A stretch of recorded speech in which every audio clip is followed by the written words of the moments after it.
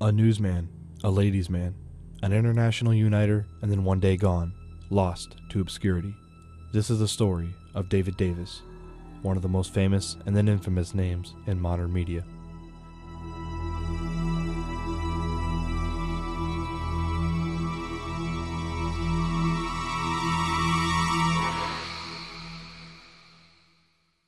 Davis was not born normally. On November 2nd, 1986, he was born a full-grown man. I came out in a suit and tie, just exactly like this, with a white shirt. But it wasn't so white at the time, because I was inside my mother's womb. After a lengthy court battle, Davis was awarded custody of himself. He was 6 months old. A full-grown man-child demanding emancipation to live his life? You can't write a better case than that. I was glad to defend Mr. Davis. Not to mention, the publicity, f***ing sweet. Yeah. Along with his body, his mind was also fully developed. Davis bypassed conventional schooling and taught himself, mostly in journalism. There was something special about David, aside from his circumstance, of course. He just knew he was sent to be a resounding journalist. After working as an intern at a local news station, Davis was given a shot as an anchor, covering sports and weather. Soon, he was given the lead anchor position, for which he won 3 local Emmys. David was a news phenom. He took so naturally to the job, it was kind of scary. I was the genuine article of broadcast news. Oh man, David Davis, what a star. I mean, he walked out with such authority and purpose. And when you seen him out, he had like this aura around him. It was golden. You gotta see, you'll see it later in the footage, I'm sure. What a star. Award judges weren't the only ones noticing Davis's talent. Cable news network American News Channel offered Davis a primetime spot right after ratings leader Bob McMahon's show, McMahon in America. Yeah, that kid had talent. Did it piss me off if he got higher ratings than me? You know, sure. But damn it, I respect him. That respect would come in the form of the top ratings on cable news, 6 New York Times best-selling books, and 2 nationally syndicated radio shows. So what you're trying to tell me here is that Dan Marino is replaceable? I mean, really? Listen, this guy holds every major passing record in the NFL, and he's not. This team will never be the same without him. The Dolphins are just not going to be the same, and I think it's going to take them at least another 4 or 5 years just to even get back in the playoffs. I mean, Marino was the team, and they're just not going to be the same team, just simply put. However, not everyone was a fan of Davis. I don't see why everybody likes David Davis so much. I created David Davis. I was the David Davis of David Davises before David Davis even became David Davis. Pete Peterson is a phony, a fake, a carbon copy. Only a really bad carbon copy because he's not at all like me. See this? This is a power tie, all right? Not that solid color crap. And what's up with the comb over? What are you, stuck in the 50s? He's a loser, no time on his hands, and he blogs too much.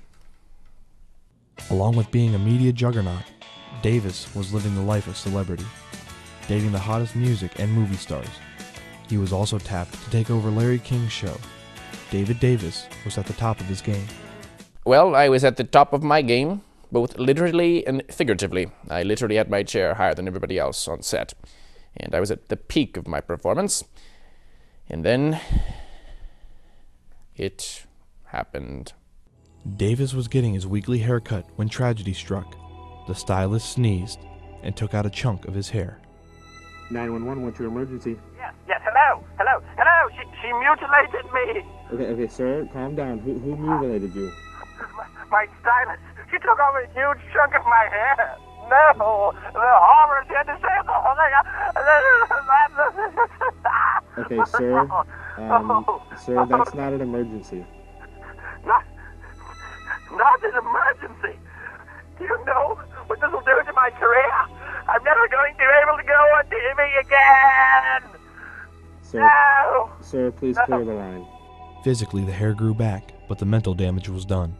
In 2002, Davis became a recluse and reevaluated his life. What a loss. He was such an enigma, the Spider-Man of the news. He was going to make a difference, going to make it right. David just fell off the face of the earth. I was devastated.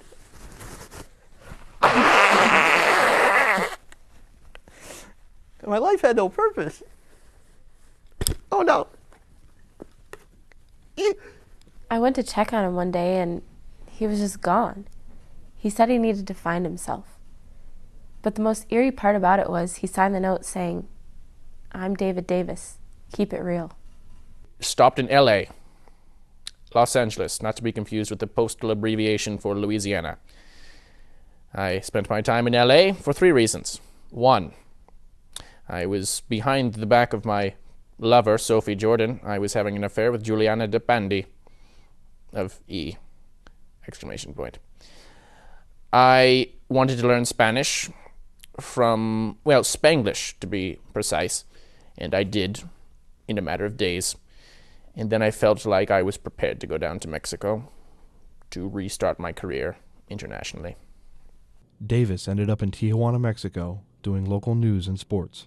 So I crossed the border, the Mexican border, and went to Tijuana 9, or Tijuana Noche News. Y más temprano en el barrio de Meatpacking de Tijuana ocurrió un fuego. 3 manzanas se... Manzana... mierda.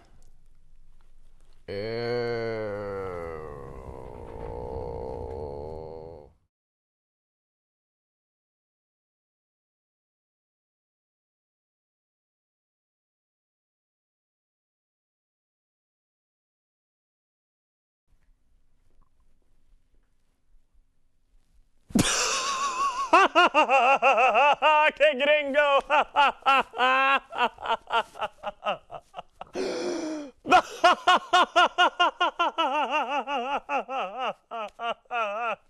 Hard on his luck in his career in shambles, Davis was left to panhandle the streets. That is, until UTTV executive advisor Tom Oswald noticed him. A fellow, actually, by the name of Tom Oswald, found me sitting by a dumpster, holding a change cup, after I got fired from Tijuana Noticias for saying the Spanish word for shit on air. Mierda. Yeah, I'm on vacation. All I want is some fish and some sun. And I see him, and he's sitting next to a dumpster with a change cup. And I had been a big fan of his work. So I drove up in my car. I put some bread in his jar. I said, "Man, what are you doing here?" Essentially, Tom gave me my career back, gave me my life back, gave me a job at UTTV, producing my own show, Reality Check. If I could cry, I would. That's another result of the hair shaving. I lost all emotions. He is like a father figure to me. That I actually did have. I did have a father figure, but he's like the second one. Davis got back on his feet with UTTV, working on his own show Reality Check, and with the campus news, while studying for his bachelor's degree in journalism. He called me up one day and told me what had happened. It had been 3 years since we last spoke, but I was happy to manage him again, even if it was in Toledo. Was I ecstatic to hear David was coming to Toledo? Maybe this will answer your question, pal. Oh yeah. Funky stuff, baby. Funky stuff. Yeah, I was excited. So? I heard David was coming back to television. I was, I was glad, because we need his essence on the small screen. And, his journey that he did, the little, all that stuff, it kind of taught us to don't stop believing.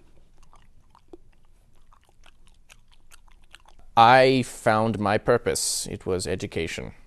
All the ratings in the world could not measure up to getting a college degree. Actually, that's a lie. I just went to college for status. Ratings are way more important. Davis graduated from the University of Toledo on December 20th, 2008. I got my degree. It was an individualized, specialized program in the University College called Technical On-Camera Broadcast Journalism with a minor in Awesome. I graduated sin laude, which means without honor. I barely got by. It wasn't important. But get your degree, kids. If you're watching this, get your bachelor's, your master's, and your doctorate, if you please. That's my soapbox. He'll do great in whatever he does. We can only hope that he ushers in a new era of honest reporting, one that he brought to the world. He's got spunk. If he decides to teach here, I'll be out of a job. Oh boy. The world, it needs David Davis. I need David Davis. I'm David Davis. Keep it real. It was such a traumatic experience. I have short-term memory loss, and I speak like this. Like that. Well, as somebody who I took under my wing, who I believe still stalks me like the plague, is Gunther Stubbs. I could just see orbs of energy shooting out of him, and he was something special. Gunther, if you're out there, please stop sending me 15 emails a day. Just call me, man. What Gunther did, another one of Gunther's tricks. Gunther is German, by the way. Gunther is the proper way to pronounce that. Gunther used to drop me flash drives. 250 megabyte flash drives. I didn't even know they made those anymore. With his pictures on them. And with personal, very personal messages and letters attached as documents.